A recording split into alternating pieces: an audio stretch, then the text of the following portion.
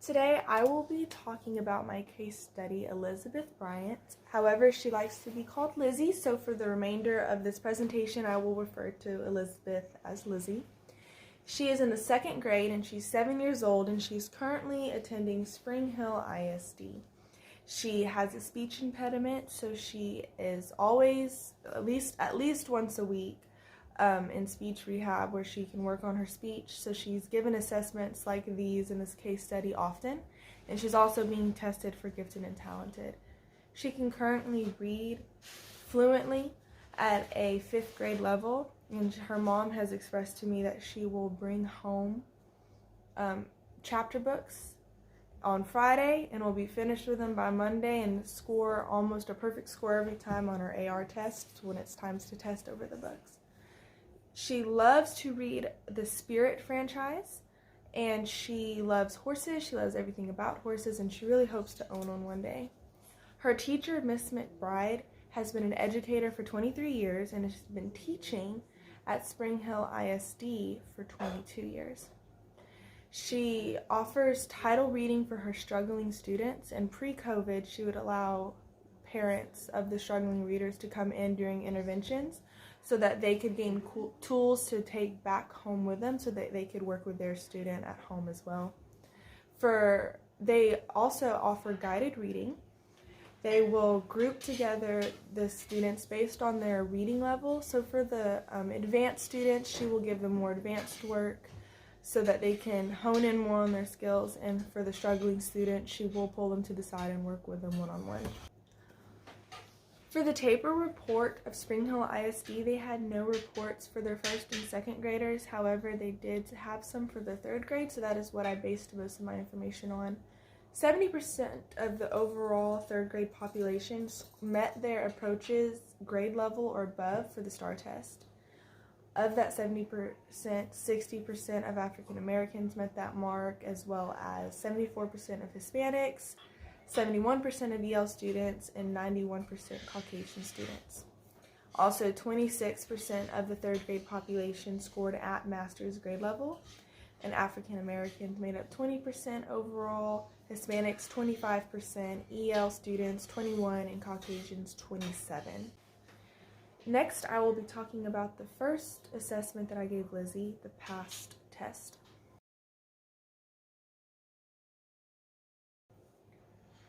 This was the first assessment I'd given Lizzie, and she performed much better than I had expected. She was automatic for the majority of the test, correct for some, and very few did she miss. We were able to get through the entire test without stopping because she did not miss hardly any of the questions. I did have to administer the test over Zoom because of COVID, so I did give exceptions for time. Instead of making it a 3 to 4 second for automatic, I did extend it to 4 to 5 seconds to give room for delays in internet or technical difficulties. The next assessment I gave Lizzie was the attitude reading survey. I almost felt like I didn't have to give her this survey because of how much she expressed to me she loved reading and how much her mother has observed her reading on free time. But I went ahead and gave it to her anyway for the purpose of this case study, and I was not surprised that her raw score was at a 71, almost the highest you can get. She loved reading in an academic setting. She loved reading on her spare time. Every time I'd ask her a question, how do you like this or how do you like that, she'd get wide-eyed and was like, yes, I love it, 4. So there was no doubt from the beginning of this survey that I knew that she was going to love reading. Next, I will be talking about Lizzie's phonics assessment. She did better than I expected. She continues to exceed my expectations, but she's given these kind of tests all the time for her speech classes. And although she's in the 2nd grade, she knocked this out of the park. There was not even one section she struggled with. Her mother's a speech pathologist and said that not only is she getting this help at school, that she's coming home and working on this with her as well. The next assessment I did with Lizzie is the spelling inventory. Again, due to COVID restrictions, we had to do this via Zoom, but she did not perform as well as I thought she would. She spelled the words phonetically correct, however, they were not grammatically correct. Out of the 26 words that I assessed her on, I stopped at 17, so she got 11 out of 17 correct. The next assessment I did with Lizzie is the oral language assessment. Because of COVID restrictions, I was unable to go into the classroom and also test her classmates. However, I did get some valuable information directly from Lizzie. She did a great job naming items around her classroom, even naming fruits and vegetables in a 30-second time frame. When we got to asking her about animals, she slowed down a little bit, but was still very enthusiastic. However, when we got to the states, she could not really name many states outside of Texas, but because she had scored so highly on the first two, the states part did not affect her score. Next, I administered the writing assessment to Lizzie. For about the first hour of our Zoom call, we talked about her favorite books to read, and of course that was the Spirit franchise. She absolutely loves the Spirit series and could tell me everything that could happen. She also enjoyed reading the My Little Pony series as well. After about an hour of us discussing her favorite books to read, I asked her then to spend 10 minutes writing me a story.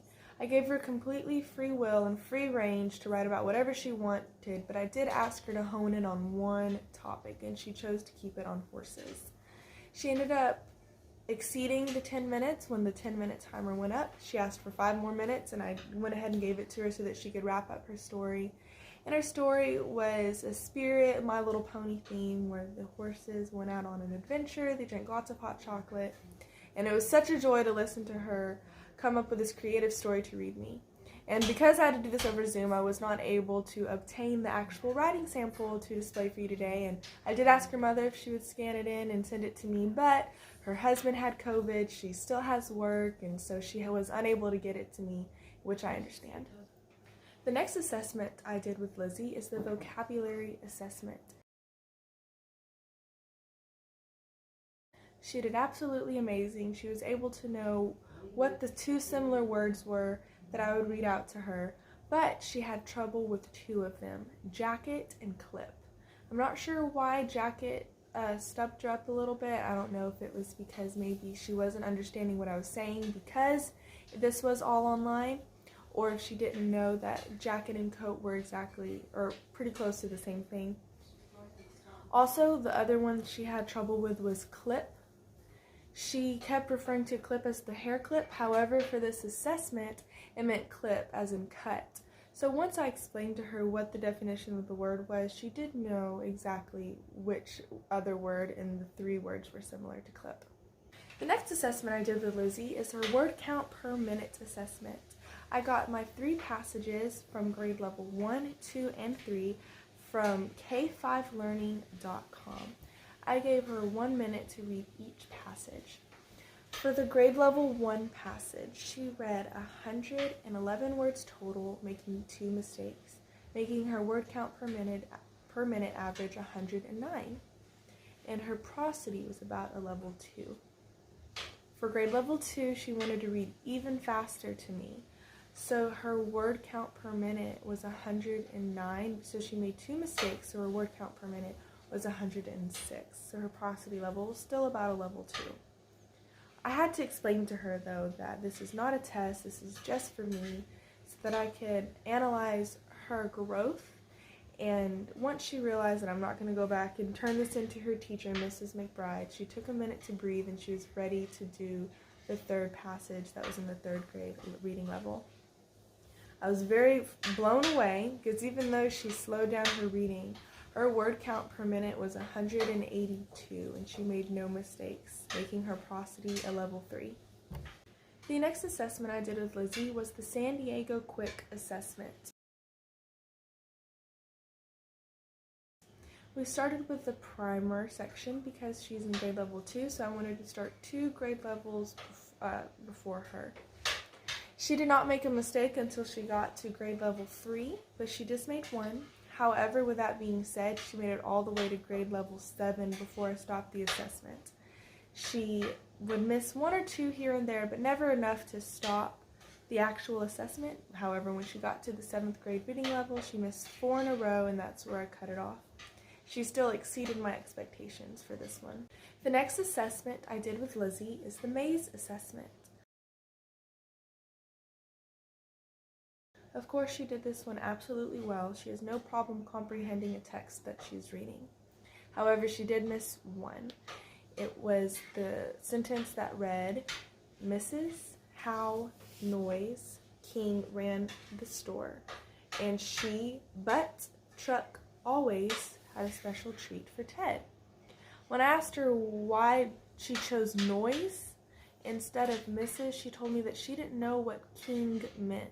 So yes, to her, a king was, someone in royalty, and she didn't know why you wouldn't address a king Mrs. King, because then at that point it'd be queen, and you wouldn't put Mr. in front of king anyway.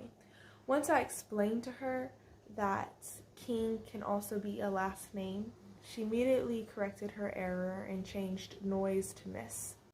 My intervention plan that I have planned for Lizzie is to work on her spelling, because her comprehension is there, her reading is there, it's way above her reading level. So something I would really want to focus on with her is her spelling. She told me that Mrs. McBride will assess her every week on her spelling, but her spelling is still not grammatically correct. So one thing I would really like to implement in this intervention plan is to work on repetition with her. I believe that if she repeatedly spells a word, she will get it. It's not about breaking down the phonics or decoding.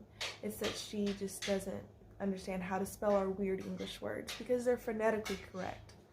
One of my favorite activities that I got from Google was the rainbow activity, where the student will write the spelling word in a pencil or a pen and then trace over that same word with different colors of the rainbow. Different repetition activities like that, I really believe, will help strengthen her spelling. Overall, Lizzie was an absolute joy to do my case study over. I could not have picked a better candidate for this. She's being tested for gifted and talented. She wanted to work for me. She wanted to work with me. She had no problem doing these assessments because, again, she's being given these assessments all the time. I did notice that when she would get worked up, she would not perform well. So once I would tell her, it's okay, this is just for fun, this is not for a grade, I'm not going to turn this on you, she would calm down. So I'd have to talk her down for some parts of the assessment. However, once I did, she really performed. She blew everything out of the park, and it was just an amazing experience to work with her.